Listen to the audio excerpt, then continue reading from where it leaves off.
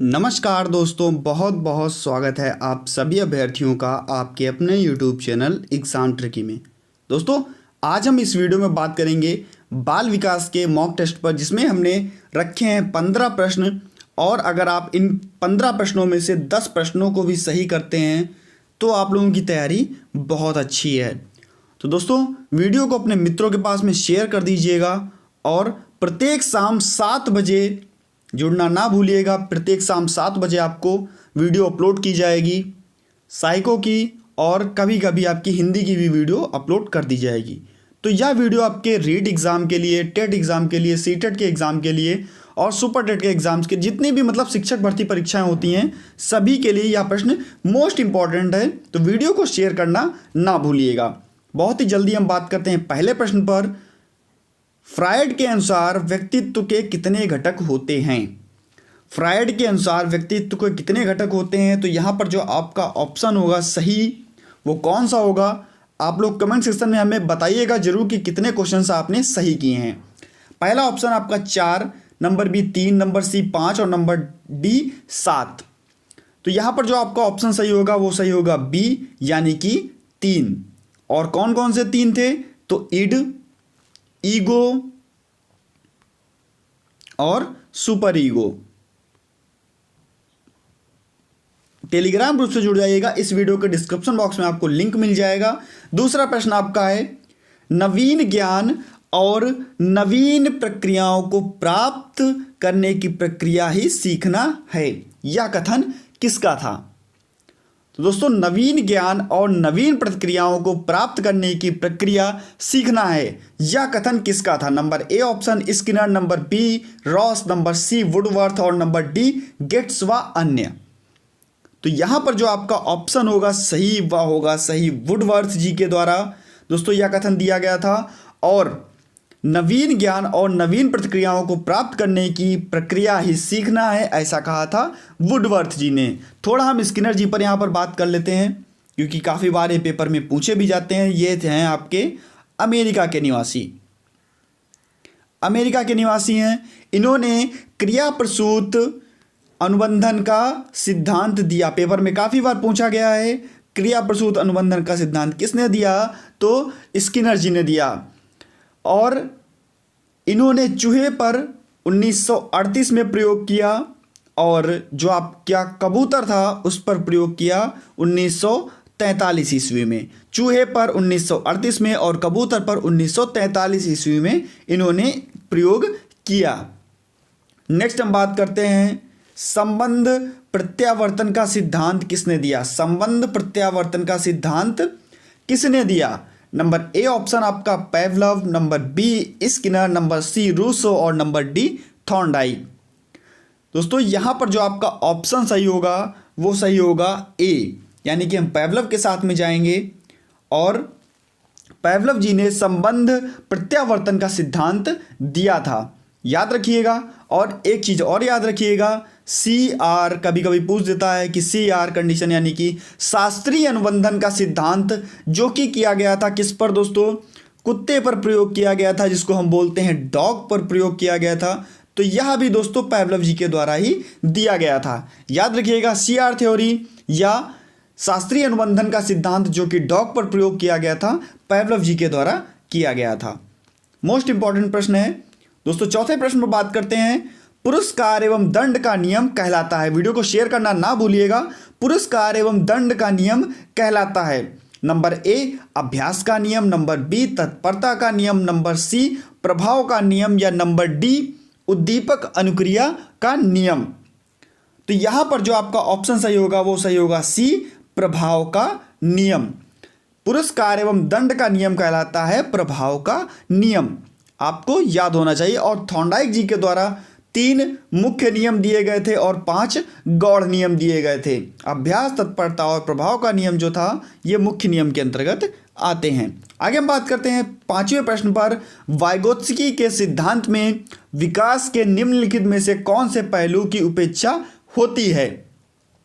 5वां प्रश्न है, वेरी वेरी इंपॉर्टेंट प्रश्न है, छोड़ के ना जाइएगा दोस्तों। वाइगोत्स्की के सिद्धांत में विकास के निम्नलिखित में से कौन से पहलू की अपेक्षा होती है? तो आपको पता होना चाहिए कि वाइगोत्स्की की जब बात आती है तो ZPD की बात आती है, यानी कि जोन ऑफ प्रॉक्सिमल डेवलपमेंट की बात आती है, जो कि वाइगोत्स्की के द्वारा दिया गया था। और पांचवें में आपका ऑप्शन सही होगा बी। कभी कभी ZPD की फुल फॉर्म भी पूछता है, तो zone of proximal development ZPD Vygotsky के द्वारा, और यहां पर आपका बी ऑप्शन सही हो जाएगा, जैविक। आगे हम बात करते हैं प्रश्न नंबर 6 पर। किसका कथन है शायद ही कोई ऐसा खेल है जिसे 10 वर्ष का बालक ना खेल पाए? किसने कहा था कि शायद ही कोई ऐसा खेल है जिसे 10 वर्ष का बालक ना खेल पाए? प्रश्न नंबर 6 है, ऑप्शन है रूसो, स्टैग, ब्रूनर और किलपैट्रिक। तो यहां पर जो आपका ऑप्शन सही होगा वो सही होगा बी के साथ में, यानी कि स्ट्रैक के साथ में। ये आपका ऑप्शन सही होगा। याद रखिएगा, शायद ही कोई ऐसा खेल है जिसे 10 वर्ष के बालक ना खेल पाएं, ये कहा था स्ट्रैक जी ने। आगे हम बात करते हैं, प्रश्न वही हैं जो महत्वपूर्ण हैं, और देखिएगा बहुत ही धांसू प्रश्न, बहुत ही उम्दा प्रश्न। प्रगतिशील शिक्षा का जनक है। 7वां प्रश्न है, बहुत ही अच्छा प्रश्न है, बहुत ही धांसू प्रश्न है, पूछने वाला प्रश्न है, आने वाला प्रश्न है। ए आपका Mahatma Gandhi, B Thorndike, number C John Dewey और नंबर डी आलपोर्ट। तो 7वें में जो आपका ऑप्शन सही होगा वो सही होगा जॉन डीवी के साथ में। अगर दोस्तों आप लोग कोई सुझाव देना चाहते हैं तो आप हमें कमेंट सेक्शन में बता सकते हैं। जितने भी प्रश्न आपके सही हो रहे हैं आप लोग जरूर बताइएगा। आगे देखते हैं, मानसिक आयु शब्द का प्रयोग किसने किया? वेरी वेरी इंपॉर्टेंट प्रश्न है, मानसिक आयु शब्द का प्रयोग किसने किया? नंबर 8 में जो आपका ऑप्शन होगा सही वह 1908 ईस्वी में हुआ। कब किया गया और किसने किया यह भी देख लीजिए। तो यह किया था आपका अल्फ्रेड बिने जी ने। याद रखिएगा, अल्फ्रेड बिने जी ने 1908 ईस्वी में इस पर प्रयोग किया था। दोस्तों शब्द का प्रयोग किसने किया था? मानसिक आयु शब्द का प्रयोग अल्फ्रेड बिने जी ने किया था और 1908 ईस्वी में किया था। आगे हम बात करते हैं प्रश्न नंबर 9 पर। बुद्धि अमूर्त विचारों के बारे में सोचने की योग्यता है। बुद्धि अमूर्त विचारों के बारे में सोचने की योग्यता है। दोस्तों ये किसने कहा था? Number A Terman, number B Guilford, number C Binet या नंबर डी वुडवर्थ। तो बुद्धि अमूर्त विचारों के बारे में सोचने की योग्यता है, ऐसा कहा था टर्मन जी ने यहां पर, अर्थात आपका ए ऑप्शन सही हो जाएगा। आगे हम बात करते हैं 10वें प्रश्न पर, और मोस्ट इंपॉर्टेंट प्रश्न लगाइएगा, बिल्कुल धांसू प्रश्न जिसको बोलते हैं। प्रकृति पोषण विवाद निम्नलिखित में से किससे संबंधित है? बहुत ही उम्दा प्रश्न है दोस्तों। प्रकृति पोषण विवाद निम्नलिखित में से किससे संबंधित है? नंबर ए व्यवहार एवं वातावरण, नंबर बी वातावरण एवं जीव विज्ञान, नंबर सी आपका वातावरण एवं पालन पोषण, या नंबर डी आनुवांशिकी एवं वातावरण। तो यहां पर जो आपका ऑप्शन है वो सही हो जाएगा डी आनुवांशिकी एवं वातावरण। प्रकृति पोषण विवाद निम्नलिखित में से आनुवांशिकी एवं वातावरण से संबंधित है। और याद रखिएगा दोस्तों, काफी बार पेपर में पूछा गया प्रश्न है और अच्छा प्रश्न है। प्रोजेक्ट विधि किसने दी थी? तो दोस्तों प्रोजेक्ट विधि दी थी आपके किलपैट्रिक साहब ने। याद रखिएगा, प्रोजेक्ट विधि किसने दी थी? तो यह दी थी आपकी किलपैट्रिक साहब ने। तो किलपैट्रिक ने क्या दिया था? प्रोजेक्ट विधि दी थी। आगे हम बात करते हैं प्रश्न नंबर 11 पर। शिक्षा के व्यापक अर्थ में वे सब प्रभाव आते हैं जो बालक को जन्म से मृत्यु तक प्रभावित करते हैं। बहुत ही अच्छा प्रश्न है और धांसू प्रश्न है। शिक्षा के व्यापक अर्थ में वे सब प्रभाव आते हैं जो बालक को जन्म से मृत्यु तक प्रभावित करते हैं। Number A Rousseau, number B Dumbill, number C John Dewey, number D Thorndike. तो यहां पर जो आपका ऑप्शन सही होगा वो सही होगा बी के साथ में, यानी कि डम्बिल के साथ में। यहां पर आपका ऑप्शन सही होगा बी, यानी कि डम्बिल। तो शिक्षा के व्यापक अर्थ में वे सब प्रभाव आते हैं जो बालक को जन्म से लेकर से मृत्यु तक प्रभावित करते हैं। नेक्स्ट बात करते हैं सहचर्यवाद के प्रतिपादक। मोस्ट इंपॉर्टेंट प्रश्न लगाइएगा, पेपर में पूछा गया प्रश्न है सहचर्यवाद के प्रतिपादक। तो यहाँ पर आपका जॉन लॉक के साथ में सही होगा। सहचर्यवाद के प्रतिपादक कौन है? जॉन लॉक जी हैं। 12 में आपका सी सही हो जाएगा। और याद रखिएगा मनोविज्ञान की पहली प्रयोगशाला कब खोली गई? ये भी आपका बहुत अच्छा क्वेश्चन है दोस्तों। मनोविज्ञान की पहली प्रयोगशाला, जब अगर पहली प्रयोगशाला की बात करता है, पहली प्रयोगशाला तो यह खोली गई थी 1879 ईस्वी में।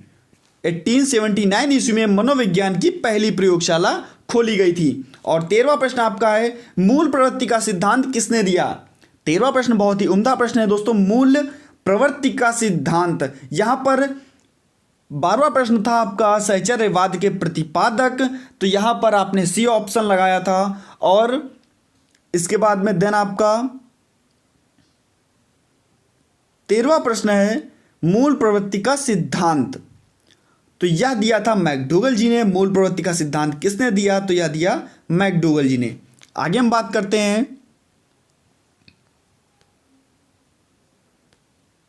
प्रश्न नंबर 14 पर, और बहुत ही अच्छा प्रश्न है।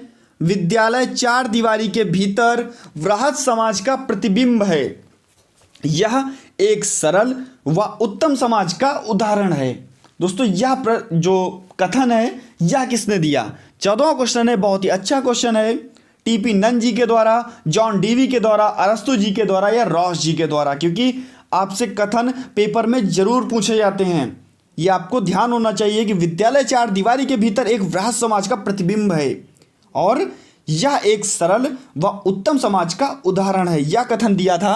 आपका ऑप्शन सही हो जाएगा बी, यानी कि जॉन डीवी के द्वारा यह कथन दिया गया था। बी ऑप्शन आपका यहाँ पर सही हो जाएगा। और इस वीडियो का लास्ट प्रश्न है आगमन विधि का पद नहीं है।